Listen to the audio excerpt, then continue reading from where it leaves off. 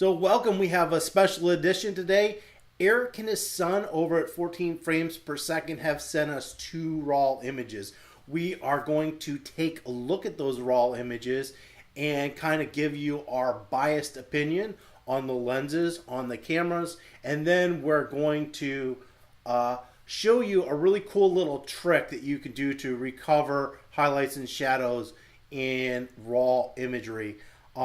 If you've never seen Eric's channel, I will have links to his webpage, which is 14fps.com, as well as his YouTube page, and I will have a link here in the video as well as down in the description.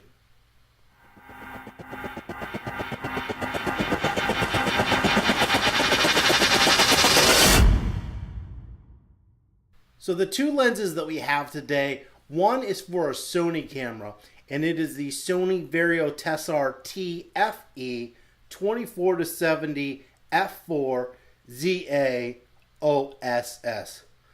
Had to read that. That's impossible to remember. And the second lens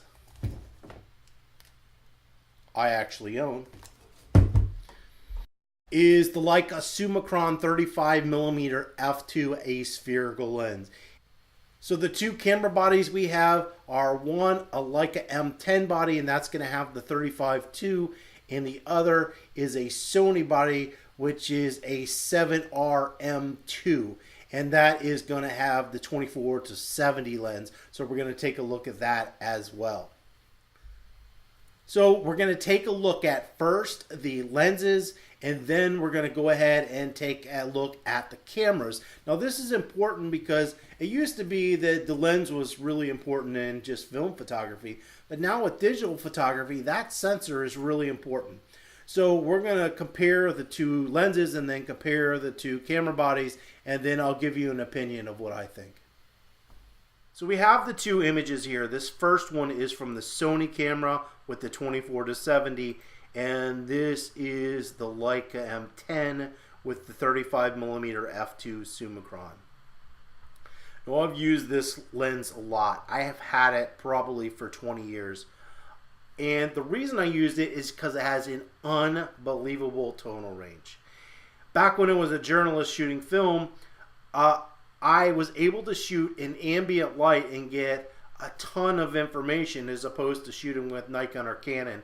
If I wanted to get that much of a tonal range with that camera, I would have had to use a fill flash, and fill flash causes all kinds of problems. It doesn't look as good. So for years, my wide angle lens was this 35mm f2 on a Leica MP. So I absolutely love this lens. The other lens we look at is this 24-70 on the Sony body. So the first thing you're going to notice is the tonal range is much greater with the 35mm to the 24-70. And the fact is, it's really difficult for any zoom lens to compete with a prime lens. So it's not that this is a bad lens, it's just that this 35mm f2, and believe me, it's priced too, it's just not in the same range or same class as the 35. So the 24, where it's a good lens, it gives you a little variety. It's a good range zoom lens. It's short. You don't want expanded zoom range, especially when you're considering image quality. But it's not anywhere close to the 35 f2. So we're going to go ahead and just open these images real quick. So I'm just going to select both of them, and we will open them without any adjustments. That's really important. We don't want to do any adjustments, just raw, straight out of the camera images.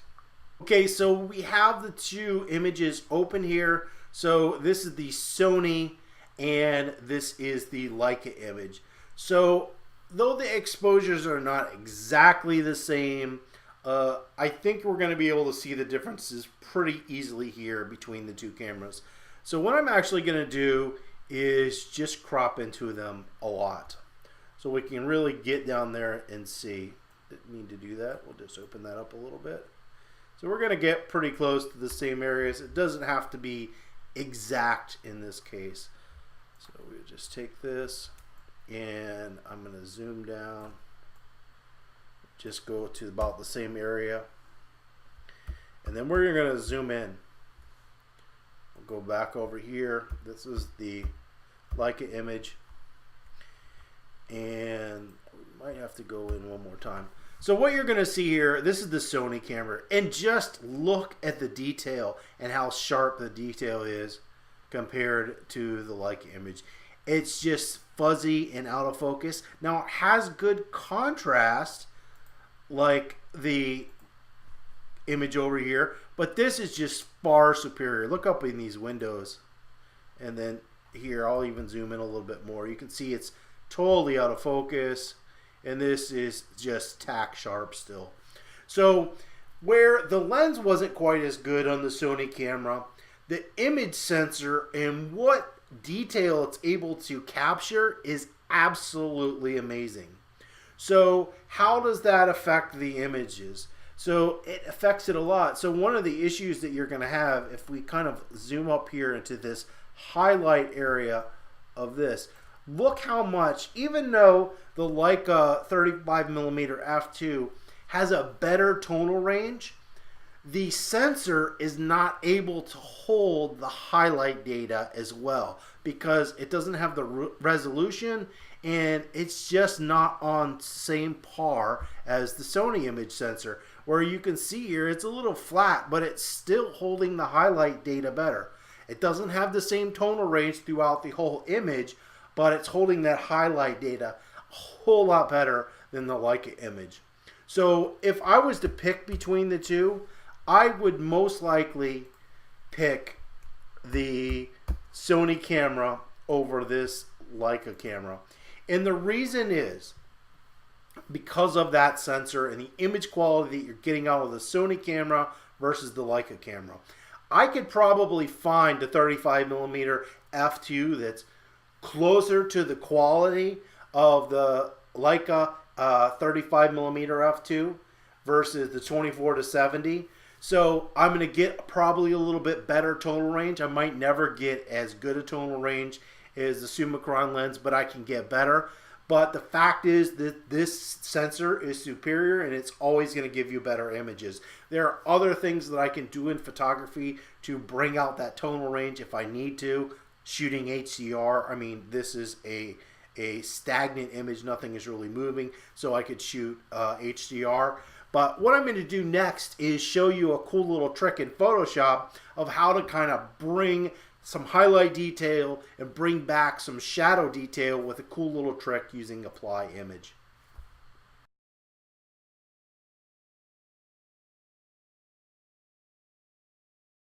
Alright, so we have the Sony image here, and this is the one we're going to be working with today. So I've got this in RAW, and so the first thing I'm going to do is I'm looking just at my shadow areas, and I'm going to open those up. I want to increase my shadow areas. I'm also going to open up just my exposure a little teeny bit. Not a whole bunch, but just a little teeny bit. I am not worried what's happening to my highlights. So if they start to blow out more, that's okay, because we're not going to be worried with that. So I'm just opening up these shadow areas and my main exposure, and I'm going to go ahead and hit OK. I'm going to go back and hit open, and we will grab this file again. So I've opened the image again in Adobe Camera Raw. We're pretty close back to default. Shadows is +1, but I'm not going to worry about that. So what we're going to do next is knock down those highlights. So what I'm looking at is like right in here where we're starting to lose some stuff. I'm actually going to open up the shadows a little bit as well, because that is actually going to affect our image. Well, we just want to knock down those highlights. And you could do this more than twice if you wanted. So I think we'll just go with this, and we'll go ahead and open this up. So one thing you'll notice is I did not change the color balance. We have multiple lighting sources, so where I could get the lighting right on one, I couldn't get it on the other. So it's just going to be easier to do that color balance within Photoshop. Okay, so we've opened our two images in Adobe Camera Raw, and in this one we have the good highlights, in this one we have the good shadow areas. So we're going to combine these two together. So first thing I'm going to do is just grab my move tool, just keep this simple, drag this over to the other image, hold down shift and drop it. That is going to center the image. Since they're the exact same image, they just are perfectly aligned. So we will come in here just to make this easier for you. So this is highlights, meaning that has the good highlights, and here we'll call this shadows. And so this has the good shadows. So what we want to do is apply these good highlights to the shadow area. So we need a mask, and so to make a really complex mask easy, we're going to use apply image. So you can't really do this well or with apply image with an image and make it non-destructive. So I'm actually going to make a curves adjustment just to make the mask. So we're going to go up to image, apply image, and basically you leave everything as it is. The only thing you're going to change is invert. So invert is going to change how it is. So if it's inverted, it's applying to the shadow areas, and uninverted or not checked is going to apply to the highlights. So remember, we've brightened this. So we want to brighten our highlights. We're not brightening our highlights there. It looks worse, but it's going to make sense in a second. So we're going to hit OK.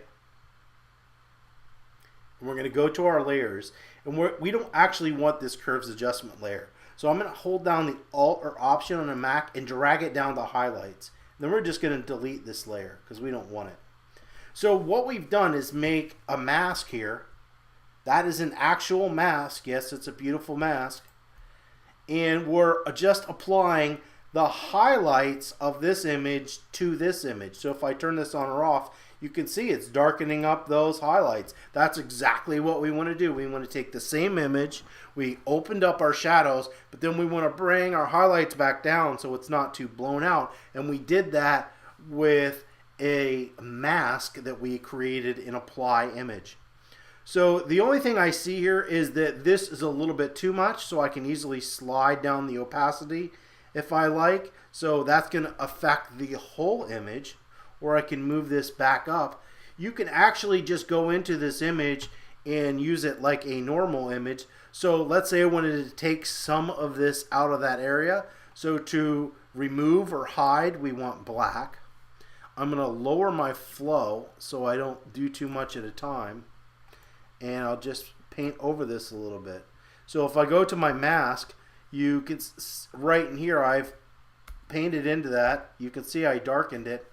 And it's pretty crude. It's not like you're making a beautiful mask here. This is just a basic paint stroke. So if I was to go over and over and over again, it would just eventually turn black.